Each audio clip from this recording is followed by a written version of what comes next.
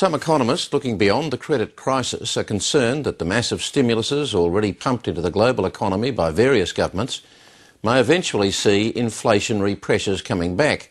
It's this concern that's at least partly driving a further surge in the price of gold, confirming its status as a safe haven in times of economic turmoil. Business editor Greg Hoy reports.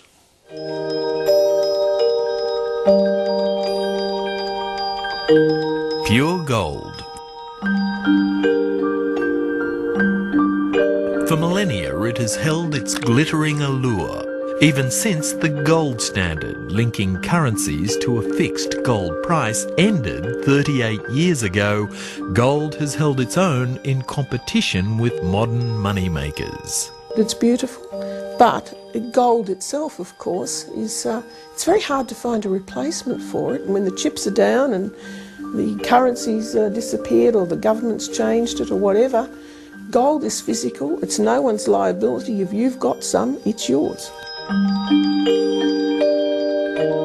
It's a currency without country, and basically, it has always been used as a store of value against inflation. A basket of goods which you could buy 50 years ago or 80 years ago or 150 years ago still costs about the same in terms of ounces of gold as it does now. So, contrary to popular beliefs, the Great Gold Rush continues. It was a phenomenon of the 1850s, but we had a second one in the 1890s, and we've been in the middle of a gold boom since the 1980s. We're still in one, our very third and largest gold boom. Even across the 19th century gold fields, such fabled places as Kalgoorlie, Ballarat, Bendigo and the like, prospecting and production goes on.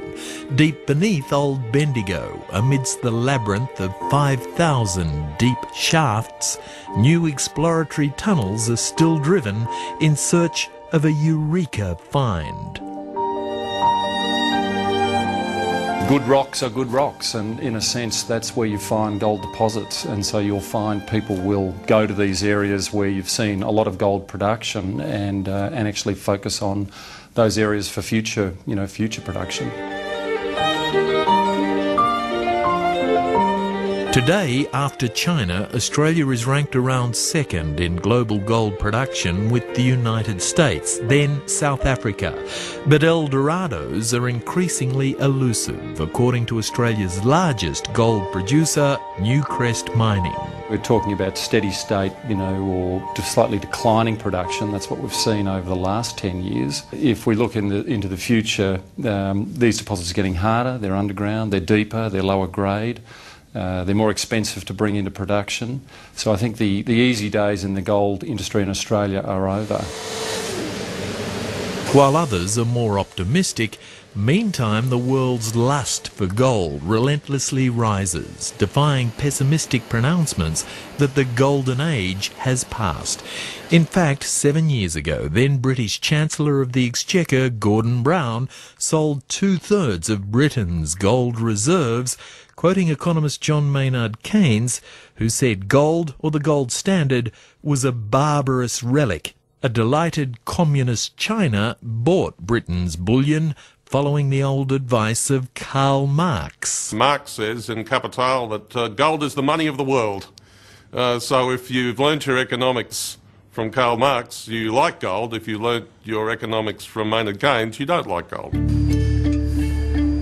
Australia's own Reserve Bank made the same costly mistake. In Australia, 2/3 of our gold holdings were sold in 1997, and not the price, because it was saying one of the world's big gold producers, their central bank really doesn't have much faith in the industry. I think Britain and Australia certainly sold at very low prices. I think history would show that they were probably not great decisions. The Australian sales in 97 were at a price much lower than the Australian dollar gold price is now, about 1/3 of the price, or well over half the price that it is now.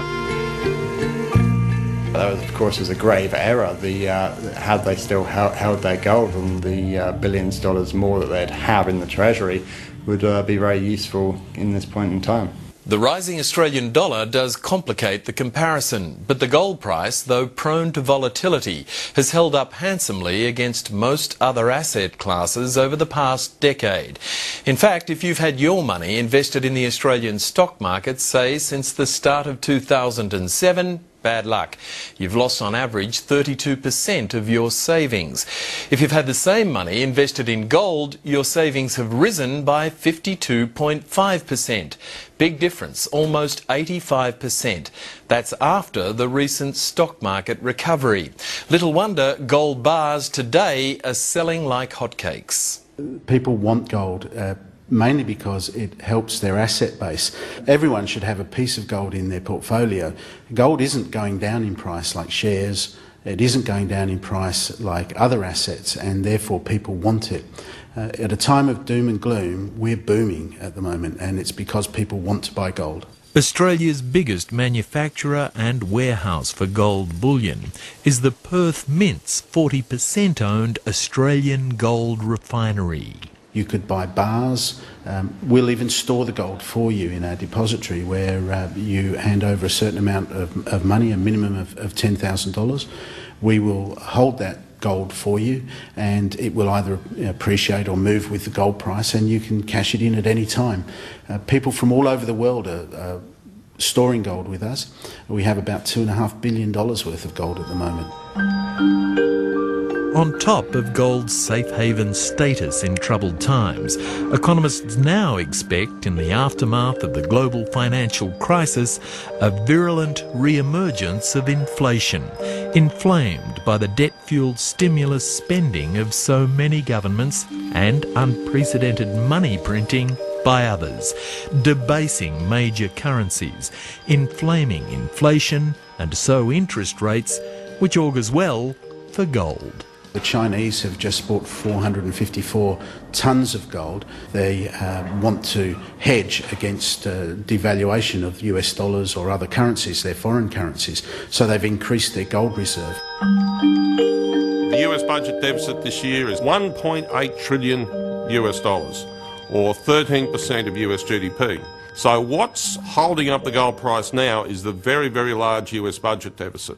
Our long-term view on gold is particularly bullish. We do think gold's going to push through $1,000 again and lead itself much higher. Could it go above 1,000 to, areas into the 1,500? Yes. Depending on, the sort of volatility we see out there over the next 18 months. Inflation's going to be a big one. Watching inflation's going to be very important with the gold price. Rather compelling pictures. Greg Hoy with that report.